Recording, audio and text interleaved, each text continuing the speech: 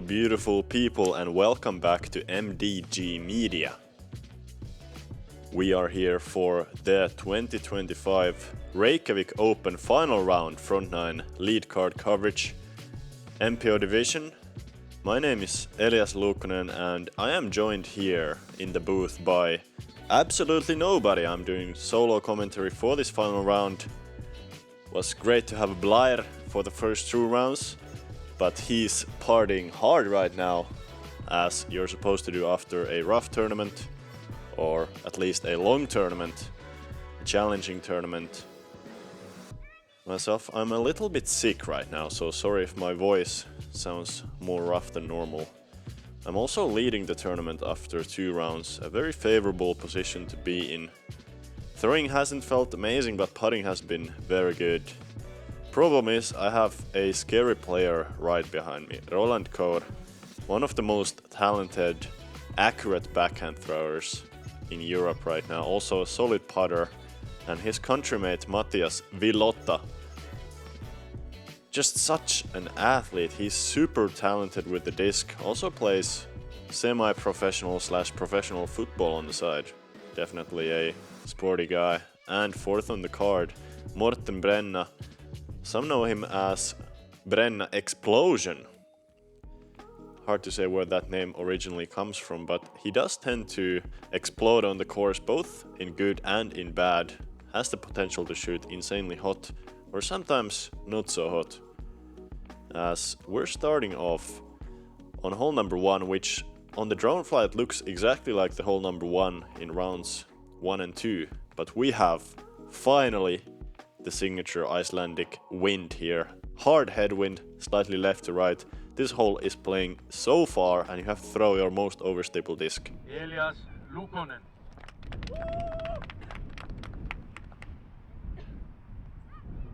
You can see my hair twirling around in the wind. This is not a very comfortable shot for me. I felt quite sick in the morning, so that was already a bit of a warning sign for this round. And when I was warming up on the field, just couldn't get the disc to fly. And you can see I'm in second place, sitting at 17 under par, from Estonia, Roland, Kõur. As I was saying, even with a really good line, I was about 12-13 short. And Roland next up. He's got solid power, going with a flat shot and a great skip up to the circle. And really good start. Also in third place, sitting at -15 under par, from Estonia, Mathias, Villota.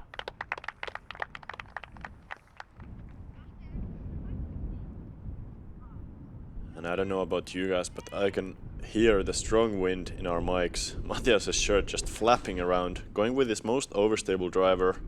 I believe all 3 of us first were going with our most overstable, pretty much the most overstable disc we had in our bags. So keep an eye for those same discs And on many other place, holes. At 12 under par, from Norway, Morten, Brenna.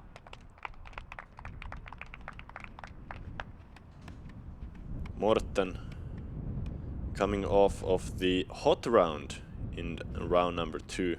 He shot 10 under. Besides Mathias and Roland in round number 1, that is, I believe, the only double digits round so far in the tournament. He's going for a good shot. Once again, a little bit short, similar result as me. This hole is just playing so far. We were comparing this hole from yesterday to today, and we thought it's playing a good 25 meters longer. As Mathias going into a headwind, huge putt to start off the round. Wow, that is just massive. You couldn't see the wind, but he had a direct headwind. And so much glide on that disc, he just put it a little bit above the basket and let it stay straight. I'm trying to do something similar. I feel a lot of headwind here, so put it low towards the cage. But yeah, a bit of a scared effort there from me. Could say Mathias big putted me in a big way. And Morten as well. Good effort. Outside the circle putts in today's wind are not gonna be to be taken for granted. Roland here, 9 meters. And just like that, me and Roland are tied for the lead. So definitely striking some fear into my soul already on hole number 1.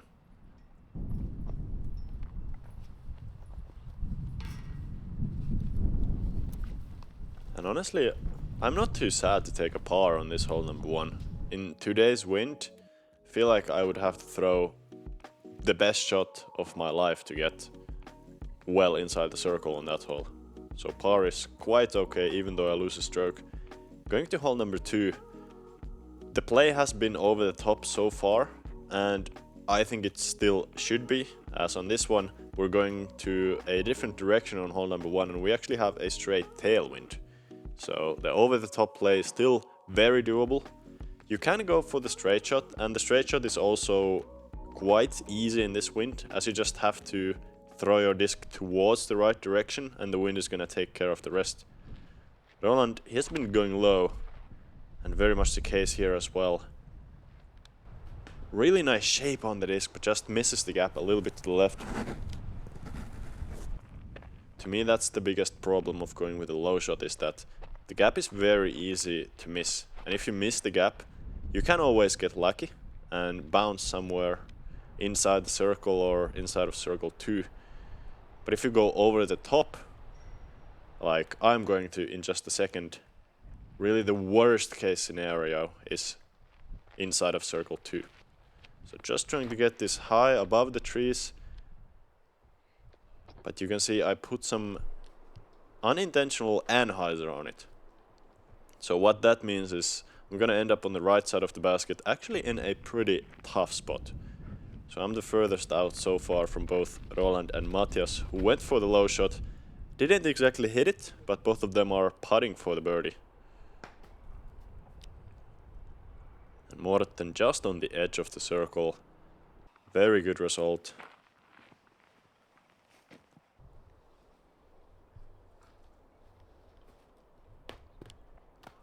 That was me just pitching up from the woods.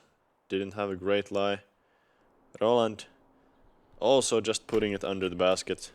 Not interested in having a long comebacker or possibly challenging some branches. And then the real birdie looks here. Mathias, great putt on the last hole. Almost a really good putt on this hole number 2. You know, on hole number 1, when he made his huge putt, I actually said inside of my head that, okay, he's gonna win the tournament. Because, I mean, who starts off like that? Who makes a 20-meter putt into a ripping headwind on hole number 1 and doesn't win the tournament? Maybe not the best attitude to have. But everybody just cleaning up for their pars here. We saw Morten had a bit of a compromised stance. The best look at birdie though. He missed. He's kind of out of the game for the win, unless he catches just the hottest round of his life. So basically, it's between me, Roland, and Mathias at this point. And this is not the course where you're gonna have huge swings usually, as it's pretty scoreable. A lot of players are gonna shoot mostly under par, a few strokes under par, upwards to 8, 9, even 10 under par. Maybe in these conditions, an 8 under par is gonna be pretty much what we're aiming for. As moving on to hole number 3, says par 4 plays usually as a par 3, but in this wind we have a strong tailwind, and you have to move so far to the left that the tailwind doesn't really allow for it. So we're trying to go high and inside ideal. Roland going high, but not inside, and you can just see the drop. Tailwind is pushing his disc forward. It's almost impossible to get it far enough to the left in these conditions.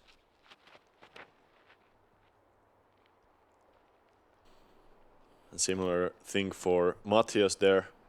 Really not a bad shot. He's gonna have just a short approach to get up and down for his birdie. But I'm trying to go more inside of that.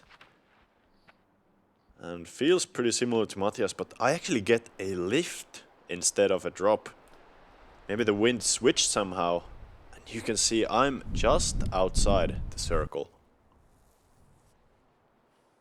So pretty much a dream result on this hole number 3. As Morten going inside. A little bit too far inside. That can work if you have some world-class power.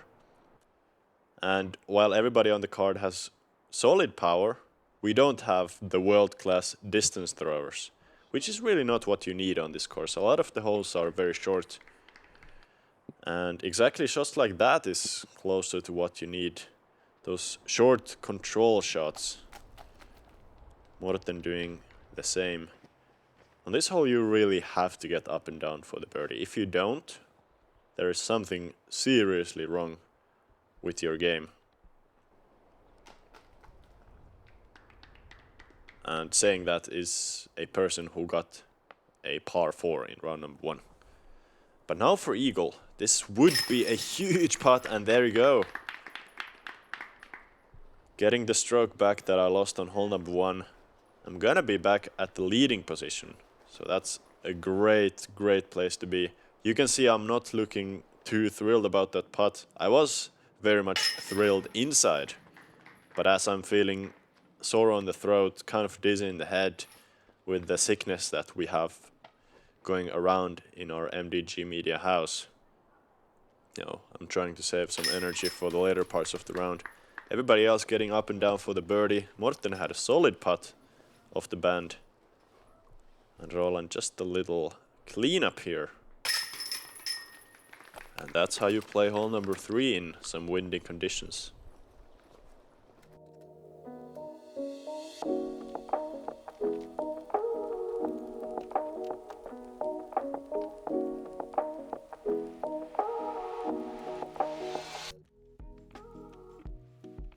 Moving on, another very scoreable hole. Hole 4, only 82 meters. There is really only one difficulty on this hole, and that is the gap about 25 meters short of the basket. You hit that gap with a nice straight to overstable forehand, you're gonna be in the circle pretty much every time. But if you miss the gap, you're gonna have an easy par, but almost never a birdie. And of course, if you are me, you're not worried about the gap as you're going over the top with a grenade. So flip the disc upside down in your hand, throw it as hard as you can, as high as you can. And it's gonna end up finally in the circle. I have been pretty far to the right on this hole in the first 2 rounds. Now more successful. You can see Blair, my commentary mate from last 2 rounds, watching some good action on one of his home courses, living here in Reykjavik. And his friend Bjarni, who we actually stayed with last year, a very good guy as well, an explosive persona, as we are seeing the Estonians leave their forehands a bit early on the right side. I'm not gonna judge and say what's the better mistake to make, go left or right. They're all mistakes on such an easy hole, as if you miss the gap, you're not gonna be happy.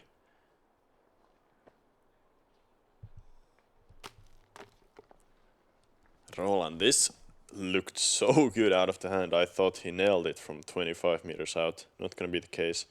Both Morten and Mathias here from the right side, they have some looks.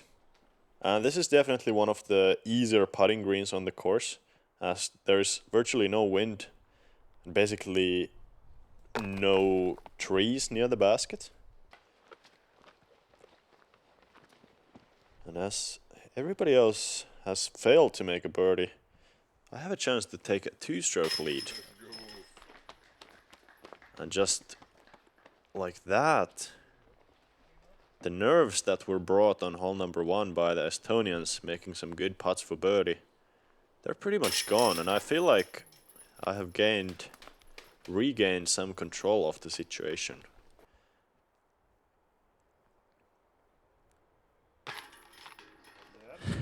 Mathias. What is he doing? Just putting it on top of the cage. Good enough.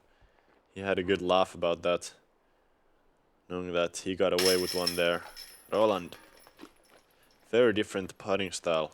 It's interesting, Mathias and Morten both actually have this pitch putt from very close distance, from let's say under 5, under 4 meters. Both of them go for this straight arm, not much wrist action sort of putting stroke. You're gonna see it on some future holes as well. As moving on to hole number 5.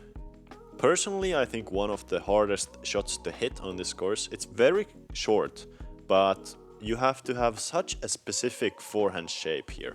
Want to throw something low, ideally take a big hyzer skip to the right, and you need to move right so far and so early that it's really not a very natural shape.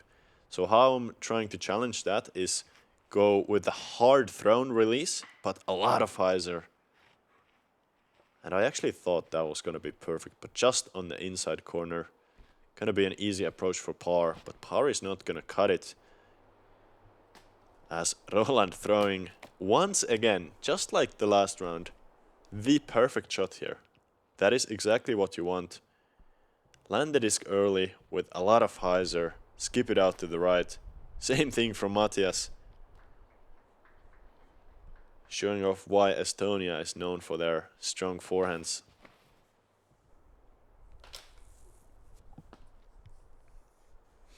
Which that sentence is actually maybe not so logical. Also, on the last hole, both of them threw pretty bad forehands. So I can't really be cherry-picking my moments to use the Estonia forehand phrase. But if you go to Estonia, I can definitely tell you that the average player has a better forehand than in any other country. So we're seeing a couple of pitch-ups here. Morten had the opposite mistake than me off the tee, going wide. Also a very easy one to make. And there is the pitch putt.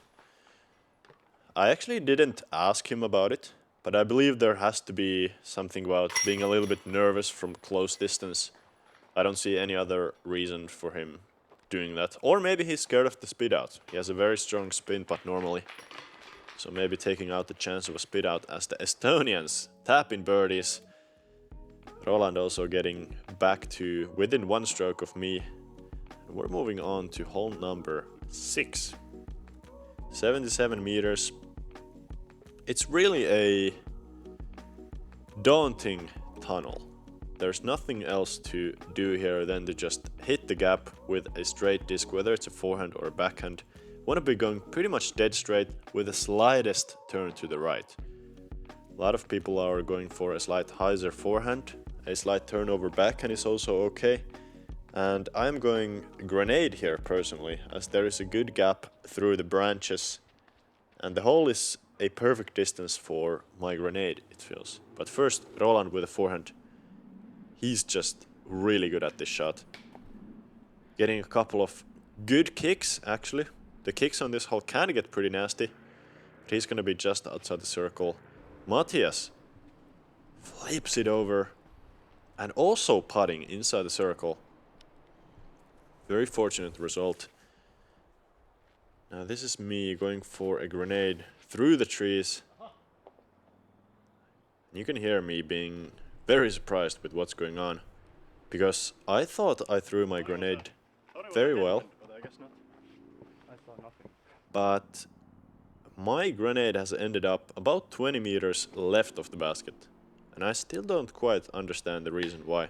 There must have been some wind above the trees that I didn't really feel or that I didn't understand.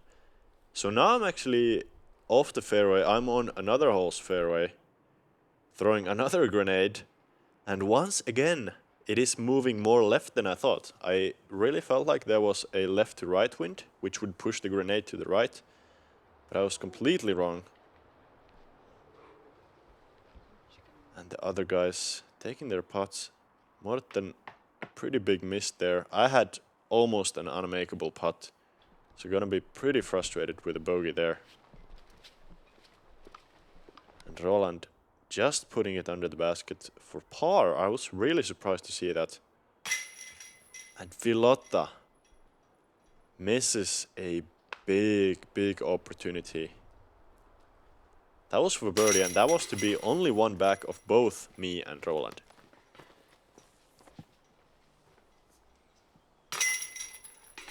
And while I was scrambling in the woods, I didn't actually even realize all of these guys had played. So this is the first time of me seeing their putts out so deep in the left side that I couldn't even register these guys playing disc golf at the same time.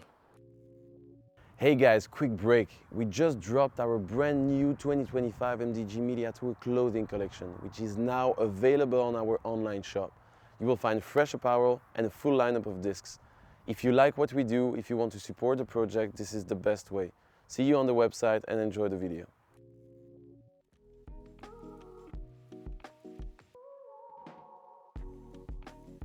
Hole number 7. Par 5. We're gonna play it like it would be a par 4 though, as everybody's trying to get that 3. It's just 146 meters. You want to throw something straight with a little left finish. Ideally a mid-range or a putter. Want to get about 90 meters of distance off the tee. That's gonna set you up for not the longest off approach, but it's very uphill, so it plays a little bit longer. Probably plays close to 80 meters. And while that is the ideal way to play this hole, it is insanely rare to see somebody execute 2 perfect shots. Usually you have a lot of scrambling on this hole, even from a good shot. Like we see Roland here, throwing the perfect line, but just too far.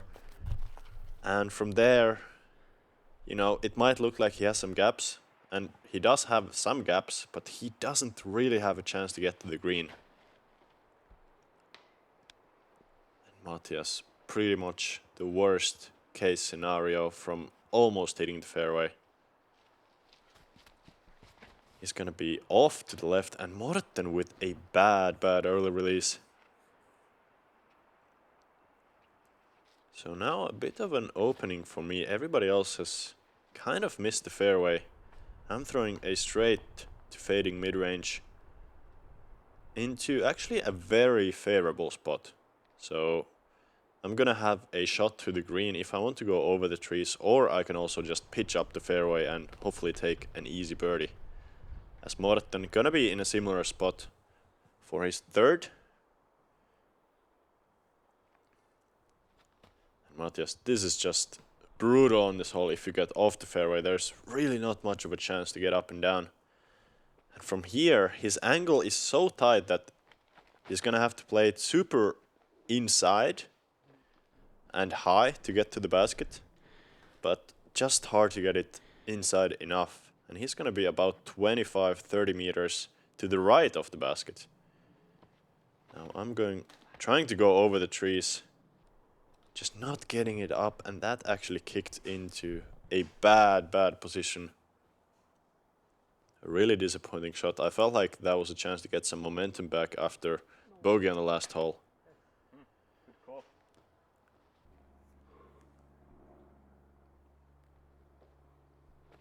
You can see Roland here, very typical, actually for him, very typical spot to be on this hole. I believe he has been in the same exact place for 3 rounds in a row now.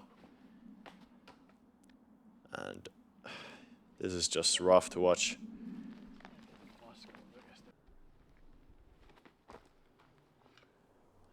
Our Finnish viewers might have understood something of what I said there. I can tell you it wasn't incredibly positive, as I'm getting up and down for the par 5 on this hole, which of course the 5 is not a complete catastrophe, but it really doesn't feel good. It's such a short par 5. You really need to get up and down for the birdie to stay competitive in this event. And that's what Roland has done. Morten is going to be up there for his par, and Mathias actually throwing an insane forehand through the trees. Very impressed with how he did that.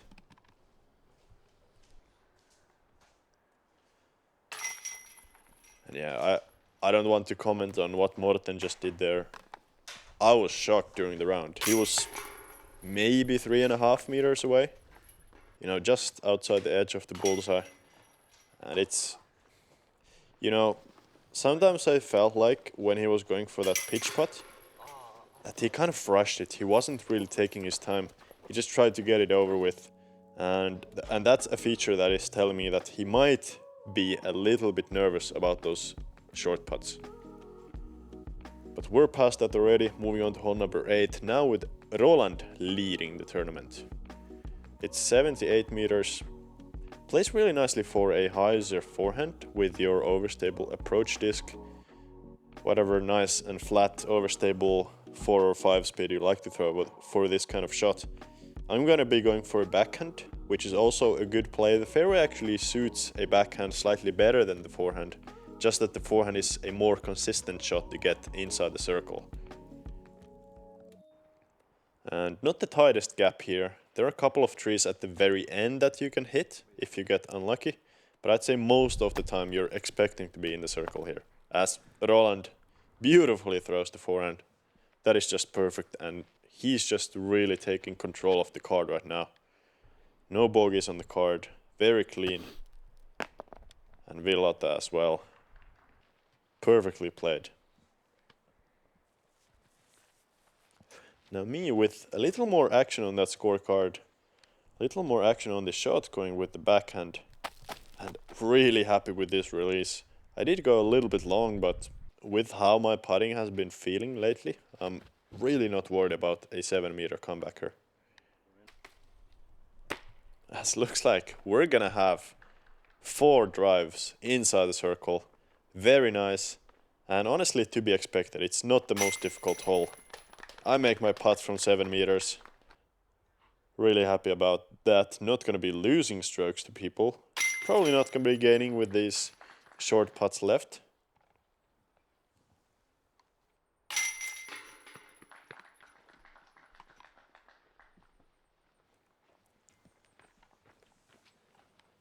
And yeah, this is well done by the lead card. Star frame on hole number 8. I guess we already have one hole that would be hole number 3 where we did slightly better than a star frame, going 5 under with 4 players.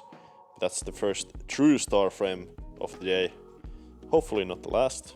We'll have to see about that though, as we're moving on to a downhill 115-meter hole. The last hole of the front 9, not being a particularly difficult one, but you definitely need to throw a committed shot here in order to get to the circle. There is a double mando. Shouldn't expect a lot of players to be missing that mando unless you have a terrible early or late release. It's really just a dead straight shot. Throw your straight mid-range, even straight putter. There was a slight tailwind here, so making this hole a little bit easier. And now Roland. So he went with the mid-range, which is fine, but if you throw a mid-range you have to throw it kind of soft or low, one or the other. He didn't do either, so he's gonna be well long. And with that faster disc, that's actually really easy to do. This hole really plays about 90, maybe 95 meters long. And I went mid-range as well, just trying to throw it straight. Turned over a bit, and honestly a really frustrating miss. It's a hole that feels so easy. You really want to be birdieing this hole, as Morten is gonna be very likely to be doing from there. Inside the circle, just 6-7 meters left. And that felt pretty bad on the angle, but I almost made it from 25 meters. If you want to see how to not land after jump putting, please go back and watch how my right foot landed on the ground. As Mathias, huge putt once again, just like hole number 1, just puts it above the basket to the right, lets it drop in. And he's actually kind of getting close, as I'm gonna be 21 under. Roland has a putt to stay 22 under. Morten, yeah, his putting is off. He's kind of out of the game. He's not really playing for the win, just playing for position, hopefully keeping his 4th place. And gonna do that for a while at least, with that par save. But look at the situation. We're all top 3 guys just within 1 stroke. And it's anybody's game. There's a lot of things that can happen on the back 9. It is scoreable, but there are so many holes which can have 1 or 2 stroke swings, even 3 stroke swings sometimes. A lot of holes where you can go double bogey or birdie. Come back to see the conclusion just in a moment on MDG Media. See you there.